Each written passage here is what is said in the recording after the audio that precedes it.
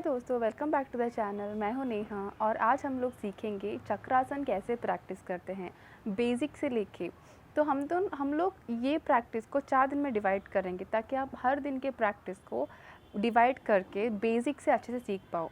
इससे पहले कि हम स्टार्ट करें, प्लीज़ मेरे चैनल को सब्सक्राइब कीजिए और उसकी जो बगल में है बेल आइकन है उसको क्लिक कीजिए।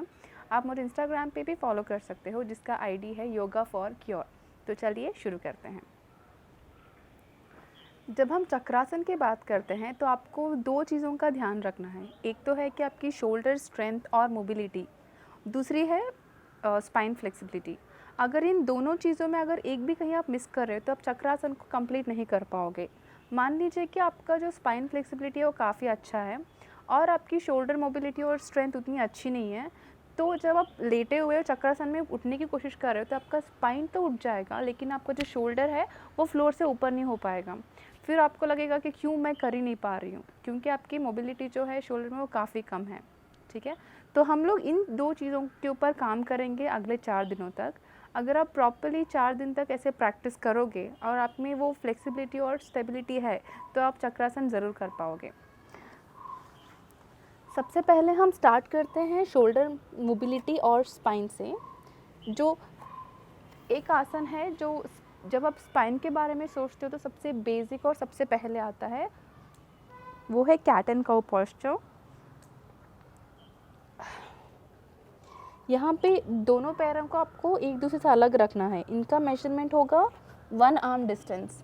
ठीक है, जैसे आप यहाँ पे देख रहे हो, यहाँ से फिर 1 आर्म प्लस 1 पाम डिस्टेंस। यहाँ पे हो गया आपका रिस्ट, आपका नी और आपका जो टो वो पूरे एक सीधे लाइन में आएगा। ठीक है, और आपका जो स्पाइन होगा वो एकदम स्ट्रेट रहेगा।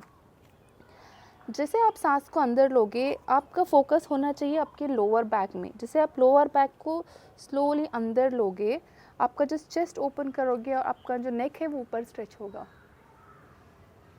और जैसे आप एक्सहेल करोगे तो आपको जो स्पाइन को कम्प्लीटली अंदर लेना है, कम्प्लीटली शोल्डर को राउंड करना है और यहाँ पर आपको ऐसे फील आना है जैसे कि आप फ्लोर को जो है यहाँ से एकदम दूर कर रहे हो अपने से। तो आपको देख रहे हो कि जो आपका जो शोल्डर और स्पाइन है वो कम्प्लीटली राउंडेड है। इनहेल करते हुए ऊपर और एक्सहेल करते हुए नीचे। जितना डीप हो सके उतना डीप, और जितनी गहराई से आप सांस ले सकते हो उतनी गहराई से आप सांस लीजिए जब आप प्रैक्टिस कर रहे हो। तो ये आपकी फ्लेक्सिबिलिटी को और जल्दी बढ़ाने में आपकी मदद करेगा। और एक्सहेल,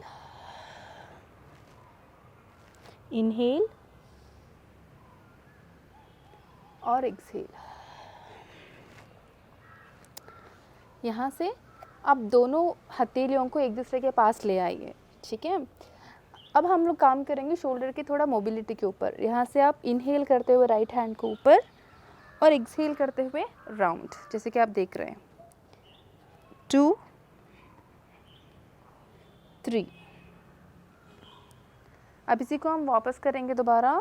1 उल्टी दिशा में, 2 कंप्लीट हैंड को एक्सटेंड कीजिए और अपने हैंड को रोटेट करना है आपको।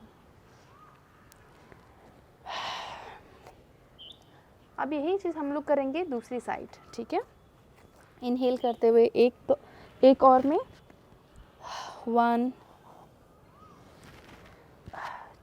2 3, और हम लोग उल्टी दिशा में उसी हैंड को रोटेट करेंगे दोबारा से। 1 2 एंड 3। इसके बाद थोड़ा रिलैक्स कर लीजिए क्योंकि आपका सारा जो प्रेशर है इस पोस्चर में आपके रिस्ट पे पड़ रहा है, जो आपको ऑलरेडी अभी फील होगा इतना करने के बाद। तो छोटा सा ब्रेक लेके हम अभी थोड़ा रिस्ट रोटेशन करते हैं। हर छोटी छोटी बात के ऊपर आपको ध्यान देना होगा क्योंकि आपको लगेगा कि ये सारी छोटी चीज़ें उतनी मायने नहीं लगती, लेकिन आपका जो होल बॉडी है उसमें हर एक पार्ट है वो इक्वली कंट्रीब्यूट करता है हर आसन में। तो ऐसा नहीं है कि रिस्ट में उतना आपको नहीं लग रहा है तो आप उसको इग्नोर करेंगे। रिस्ट रोटेशन और उसकी स्ट्रेंथनिंग काफ़ी इंपॉर्टेंट है।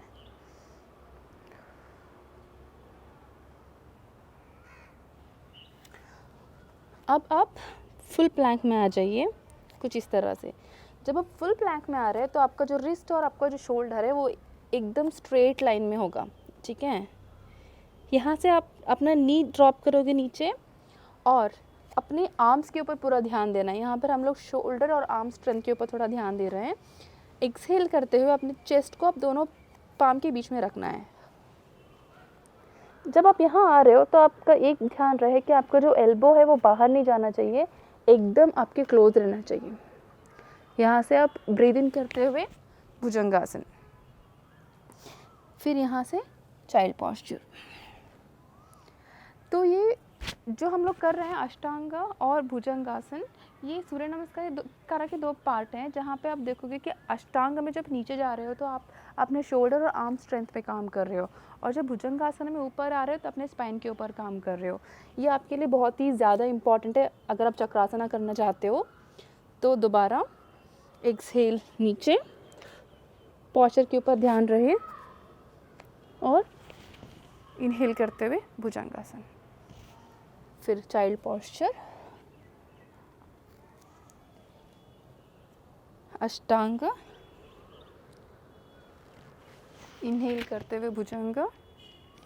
यहाँ पे अपना कंप्लीट स्पाइन स्ट्रेच हो रहा है, स्पेशली आपकी जो लोअर बैक है, लोअर स्पाइन है, उसमें काफ़ी अच्छे से स्ट्रेच हो रहा है। और एक्सहेल,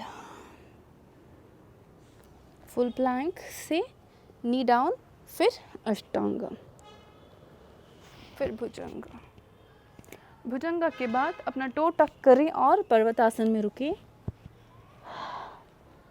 ताकि अपने जो स्पाइन में वो डीप स्ट्रेच मिला है उसको हम बैलेंस कर सकें। नी को अपने स्ट्रेट रखें, breathe in and breathe out, knee down, फिर अपने पेट के बल फिर से लेट जाइए। अपने दोनों हाथों को सामने ले जाएं। जैसे आप सांस अंदर भरोगे, आपके दोनों हाथ और पैर को आपको फ्लोर से ऊपर उठाने हैं, जैसे कि इनहेल अप, एक्सहेल डाउन। ऐसा करने से आप कुछ हद तक अपना शोल्डर का मोबिलिटी में भी आप कंट्रीब्यूट कर रहे हो, क्योंकि जब हाथ उठा रहे हो तो यहाँ पे जो शोल्डर मोबिलिटी है वो थोड़ा आपकी हेल्प करेगी, और आपकी जो स्पाइन में फ्लेक्सिबिलिटी है वो इस पोस्चर से काफ़ी बेटर हो जाएगी। तो inhale up and exhale down, inhale ऊपर, एक्सहेल डाउन।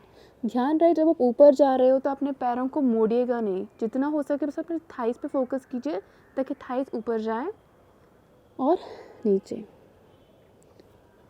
ऊपर और नीचे।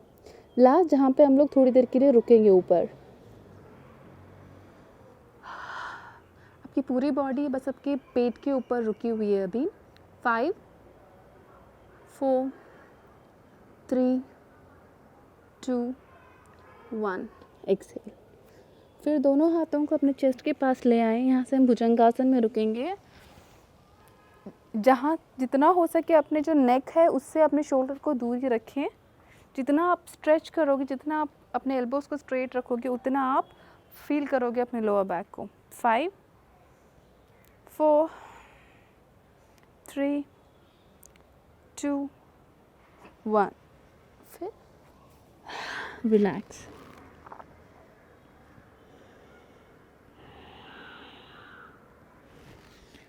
हमने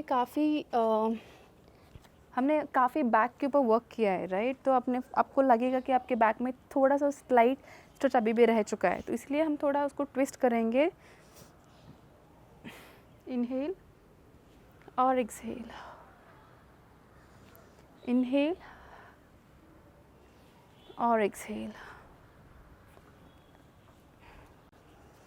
स्पाइन को एकदम स्ट्रेट रखें।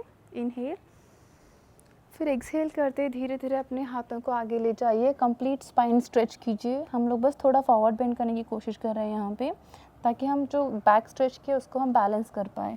और हेड डाउन।